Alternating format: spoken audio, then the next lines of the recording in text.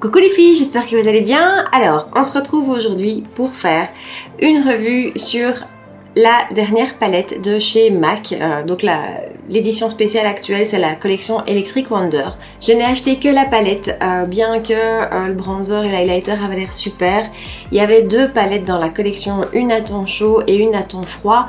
Je ne sais pas si vous le savez, mais moi je recherche toujours des palettes à ton froid. Donc là voilà, j'ai craqué. Alors, je crois que pour la première fois sur ma chaîne, ça va être une revue mouais.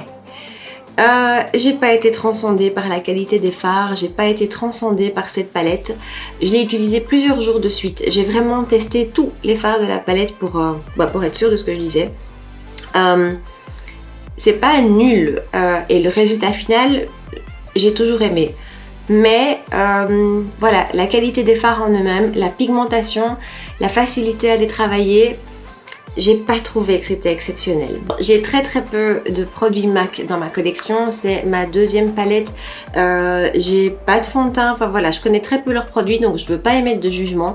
C'est peut-être celle-ci qui a été moins bonne ou c'est peut-être moi qui ai eu un exemplaire défectueux, je ne sais pas, donc voilà. Il n'empêche que j'ai quand même envie de vous faire une revue parce qu'en soi, les revues doivent pas toujours être super positives et que celle-ci n'est pas super négative non plus.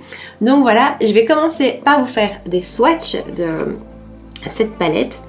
Donc dans la première rangée, en allant de gauche à droite, on a le fard Desert Lightning qui est un fard mat, Fresh Innocence qui est un fard givré, Retrospect qui est un fard lustre et Fool's Gold qui est un fard givré aussi. Sur la deuxième rangée, en allant de gauche à droite, on a la couleur Marzipan qui est un fard mat. Ensuite, on a la couleur So Jaded qui est un VLXP, donc ça c'est une texture propre à MAC. La couleur suivante c'est Dua Bendita qui est elle aussi un VLXP. Et la quatrième couleur c'est Is It The Beat qui est aussi un mat. Ensuite, sur la dernière rangée, nous avons toujours de gauche à droite la couleur brun qui est un satin. Ensuite, la couleur Déception qui est un givré. La couleur Golden Brown qui est aussi un VLXP. Et ensuite la couleur Big Attitude qui est un givré aussi. Donc voilà pour les swatchs de cette palette. Si vous avez envie de voir en action comment elle fonctionne et comment j'ai fait ce look-ci, restez avec moi. Donc là voilà les filles, je pense que je vais aller aujourd'hui dans les teintes un peu plus bleues qui sont dans cette palette-ci. Parce que d'abord c'est pas quelque chose que je fais souvent. Et voilà, j'ai envie de changer. Donc, avec mon gros pinceau fluffy que j'utilise tout le temps maintenant, donc c'est celui de Morphe et Jaclyn Hill, c'est le JH30. Il est vraiment très gros, mais en fait, pour faire la couleur de transition, je trouve qu'il est nickel.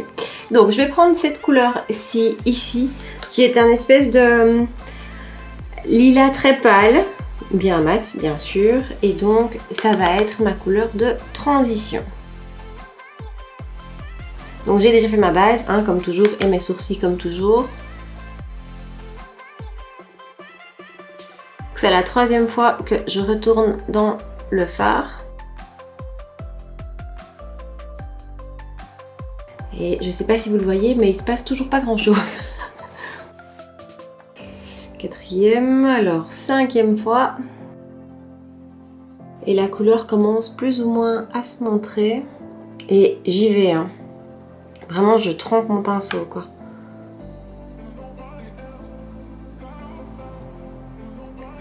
Voilà, on commence un petit peu à voir quelque chose. La couleur, cela dit, est jolie. Je trouve que c'est vraiment joli, c'est un joli ton.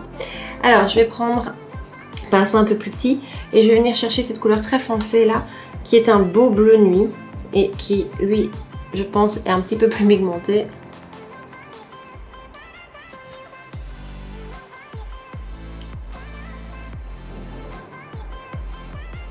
Alors celui-ci était plus pigmenté que le premier fard.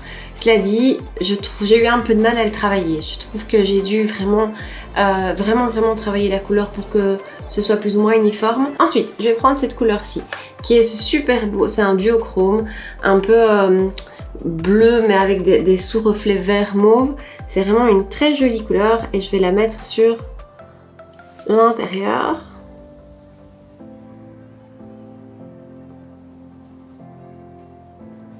Alors j'ai déjà essayé au pinceau, celle-là ça donne rien. Cela dit, je trouve que de manière générale, tous les fards duochrome ou les fards pailletés, ça se pratique quand même mieux au doigt. Et en coin interne, je vais venir chercher ce bleu-ci qui est très prometteur aussi. Là pour le coup, je vais quand même essayer avec un pinceau plat.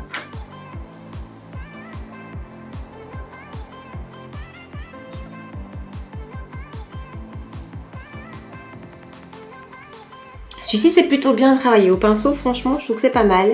Et je viens juste remettre un petit peu de la couleur précédente, la duochrome, pour faire un petit peu liaison entre les deux. Et pour finir, je prends mon pinceau liner et je vais reprendre mon bleu très foncé et je vais l'appliquer en liner. Vraiment en très ras de cils.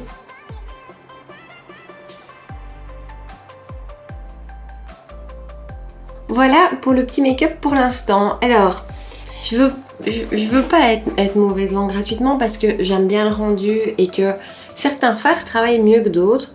Maintenant, voilà, par exemple, le premier que j'ai utilisé, celui-ci, je trouve que la pigmentation n'y est vraiment pas. Celui-ci, pour l'avoir déjà utilisé également, là, il n'y a pas de pigmentation. J'ai vraiment été 10 fois dans le fard et rien qui ressort. Les textures comme ces deux-ci, les deux que j'ai utilisés, les deux bleus ici, c'est la texture VLXP, je crois que c'est velours pearl ou je sais plus très bien, se travaillent bien et elles ressortent pas mal. Par contre, leur fard plus satiné, tout ce qu'ils appellent frosted, donc givré comme ça, donc je la cherche mais on a par exemple celle-ci, ça ressort beaucoup moins bien.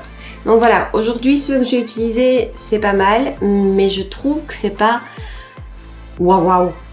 Voilà, c'est pas, je suis pas époustouflée par le résultat, bien que à chaque fois que j'ai fait un make-up avec cette palette, j'étais contente du résultat final. Voilà pour la première partie du make-up des yeux. Je vais faire mon teint hors caméra et puis je reviens, on termine le maquillage et on en parle. À tout de suite.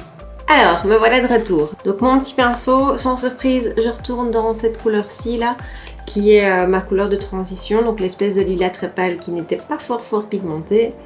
Donc j'y vais gaiement dans le fard et je fais mon ras de cils.